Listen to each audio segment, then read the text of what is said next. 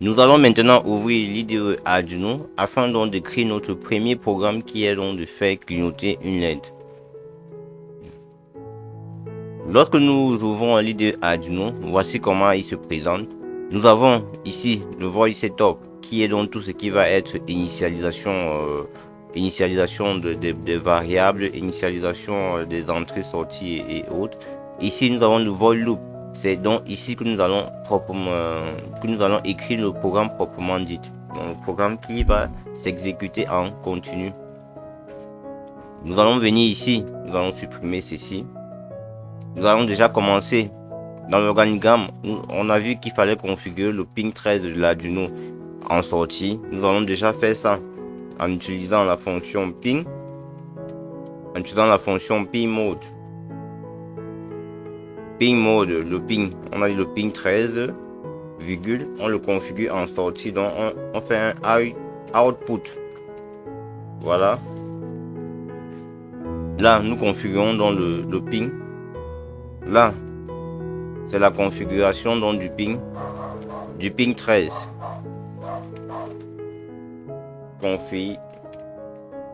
Configuration du pin 13 en sortie. Nous configurons le pin 13 en sortie. On initialise ce pin à la variable à 0. On initialise ce pin à 0. Pour faire ça, c'est un digital. Nous faisons un digital white. Digital white. Le pin 13.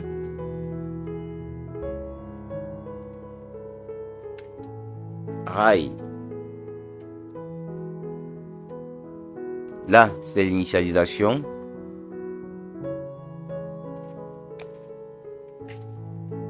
Là, c'est l'initialisation du pin 13 à 0. Ici, initialisation du pin 13 à 0. Bon. Nous avons déjà fini avec notre voice setup, dans notre initialisation. Il était question juste d'initialiser, de faire un ping mode. Attention ici, voilà, c'est bon. Ping mode, ping mode 13, qui est le ping 13. On configure cela en sortie en mettant un output. Maintenant ici on affecte la valeur 0. Ici c'est plutôt loud pour 0. Voilà, c'est bon. Pin 13 en sortie. Digital read, on initialise le pin 13 à la valeur 0. Maintenant nous venons donc dans notre void loop où nous allons faire clignoter notre LED. Pour cela nous commençons par un digital read. C'est en majuscule, c'est en minuscule que nous devons écrire. Digital read, le pin qui est le pin 13, nous envoyons donc quoi? High.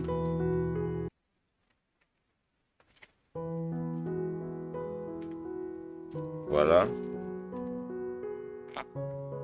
Nous faisons un delete de 1000 secondes. Puis nous faisons digital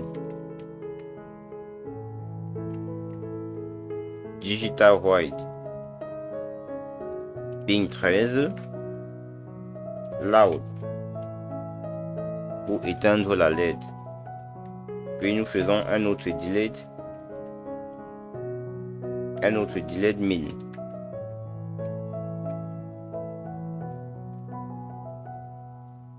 Voilà notre programme qui a été écrit. Digital read 13 high. Ça, on envoie un 1 volt au pin 13. On envoie un 5 volts au pin 13. On fait un delete de 1 seconde. Digital read 13 loud où on envoie un 0 volt pour éteindre la LED. Et on fait donc encore notre delete, une pause de 1 seconde. Donc, Voilà le programme. C'est ce programme qui va passer le temps à s'exécuter puisque nous utilisons la boucle loud. C'est dans c'est dans la fonction loud. Donc qui est ici, qui permet de créer donc une boucle infinie que nous écrivons dans ce programme. Pour une bonne visibilité du programme, les bonnes pratiques lorsque nous sommes en train d'écrire des programmes, il est très judicieux donc de faire des commentaires. Donc sur chaque ligne ici, nous devons faire des commentaires. Ceci nous permet déjà de nous rappeler lorsque nous revenons sur un programme, de savoir ce que nous étions en train de faire. Mais aussi, si nous sommes en train de travailler en groupe sur un projet, il est impératif de faire des commentaires, parce que ces commentaires vont permettre donc aux autres de comprendre ce que nous sommes en train de faire. Donc, les commentaires, nous allons faire des commentaires ici. Lorsque nous écrivons digital read LED, c'est pourquoi digital read high 13 high, c'est pourquoi c'est pour allumer la LED. Donc ici nous allons mettre la LED, nous allons mettre LED à allumer. Là, c'est une pause que nous sommes en train de faire. Donc, nous allons mettre là, pause. Ici, nous éteignons la LED. LED éteinte. Et là, c'est une pause.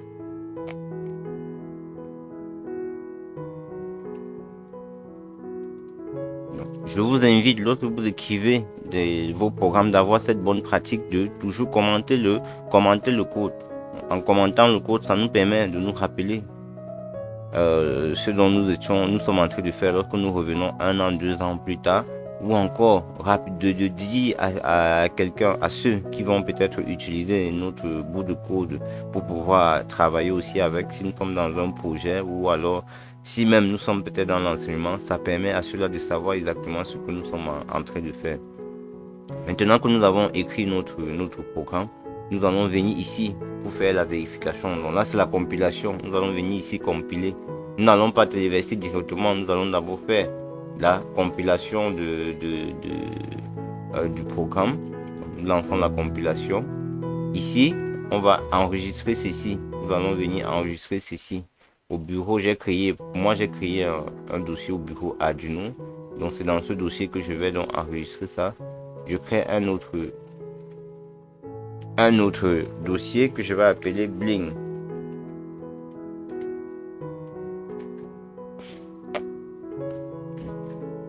Ici aussi, je vais changer le nom. Je vais mettre Bling.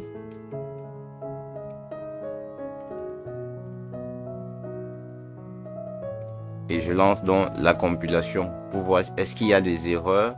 Est-ce que le programme s'est bien exécuté? Ah, là, on me dit qu'il y a une erreur. Ah oui, l'erreur ici, c'est pourquoi? C'est parce que ici, je n'ai pas précisé que ça, ce sont des commentaires. Donc là, je vais le refaire. J'ai omis de mettre ça. Voilà. Je relance la compilation.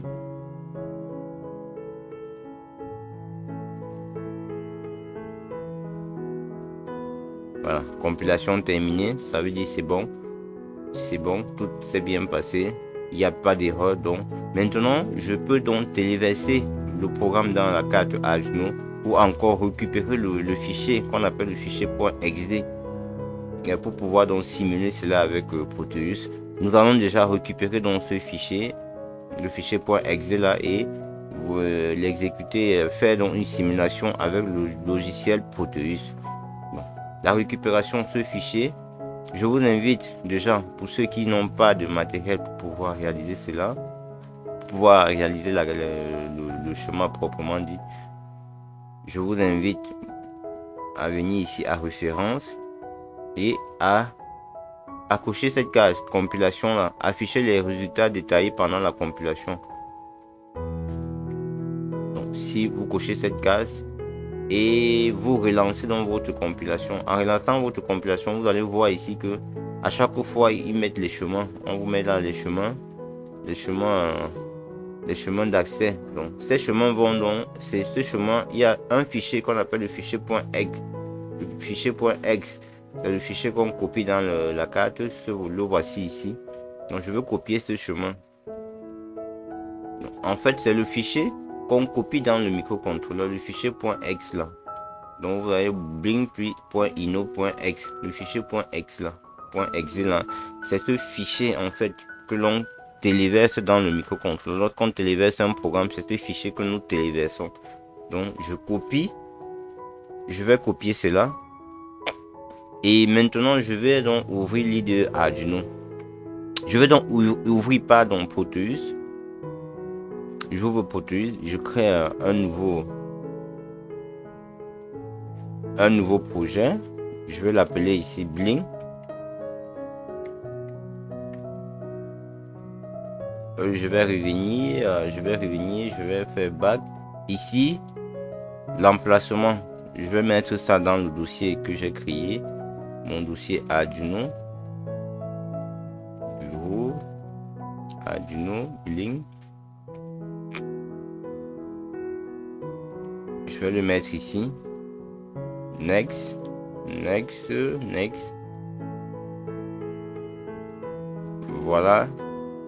Voilà l'idée de Proteus. Bon, je vais aller rechercher dans la carte Arduino. Je vais prendre la Arduino Uno, puisque c'est celle avec laquelle nous sommes en train de travailler. Je prends Arduino Uno. Je prends ici la LED. Je vais prendre une LED verte. La résistance.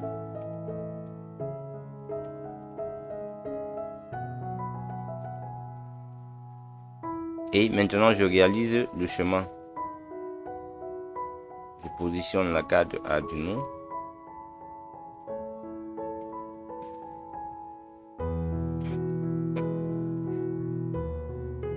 La résistance. Je place la résistance. Je place la LED.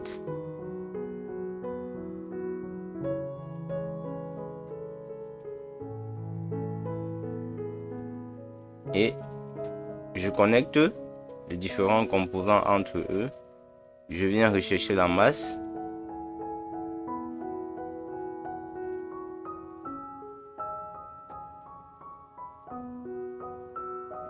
Ici, je change la valeur de la résistance. Je mets 220 pour 220 ohms. Voilà mon schéma qui a été réalisé donc avec le logiciel Proteus. Je double-clique ici et je vais donc copier le chemin. Ce chemin que nous avons eu à copier, voilà. Le chemin, l'emplacement donc du fichier blingino.x. Là, je copie donc ce chemin ici. Et je fais OK. Maintenant, je vais lancer la simulation pour voir est-ce que le programme fonctionne. Voilà, je vois qu'ici, voilà mon programme qui fonctionne. La LED va donc s'allumer pendant une seconde et s'éteindre pendant une seconde. Donc, mon programme fonctionne bien. Je peux voir ici que mon programme fonctionne très bien. Et je peux maintenant donc téléverser ce programme pour voir comment est-ce que il fonctionne en pratique, comment est-ce que donc dans l'environnement donc où nous sommes, comment est-ce que ce programme va fonctionner. Donc nous allons maintenant réaliser ça avec une breadboard, des résistances et des dampers et lancer, téléverser le programme et voir comment celui-ci fonctionne.